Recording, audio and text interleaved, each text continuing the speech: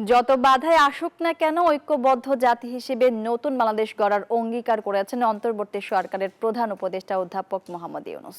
সোমবার জাতীয় ঈদগাহে ঈদের নামাজ আদায় শেষে শুভেচ্ছা বক্তব্যে তিনি এই কথা বলেন এই দিনটি গভীর ভালোবাসার সঙ্গে উদযাপন হবে। এই সময় মোহাম্মদ ইউনূস জুলাইয়ের যোদ্ধাদের স্মরণ করেন।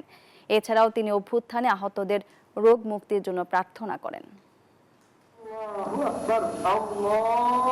জুলাই গণঅভ্যুত্থানের পর প্রথম ঈদ, সাধারণ মানুষের কাতারে সরকার প্রধান।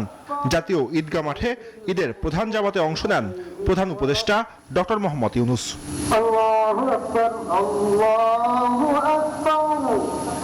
সাথে ছিলেন প্রধান বিচারপতি, উপদেষ্টা পরিষদের সদস্য ও রাজনৈতিক দলের শীর্ষ নেতারা। পরে এক শুভেচ্ছা বক্তব্যে ডক্টর ইউনূস বলেন, যত বাধা আসুক না কেন ঐক্যবদ্ধ জাতি হিসেবে গড়তে হবে নতুন বাংলাদেশ। বান্ডেল থাকলে প্রতি সেনমানিতে টাকা বাঁচবে। বিকাশ সেনমানি বান্ডেল কিনে জিতুন প্রতি লেনদেনে। এই দূরত্ব ঘোচানোর দিন, নৈকট্যের দিন, ভালোবাসার দিন।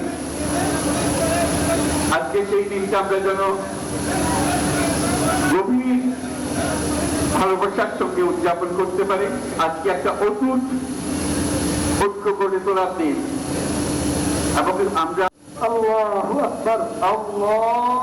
জুলাই গণঅভ্যুত্থানের পর প্রথম করেছেন তাদের স্মরণ করেন ডক্টর মোহাম্মদ ইউনূস। বলেন, যত বাধাই আসুক নতুন বাংলাদেশের স্বপ্ন পূরণ করা হবে।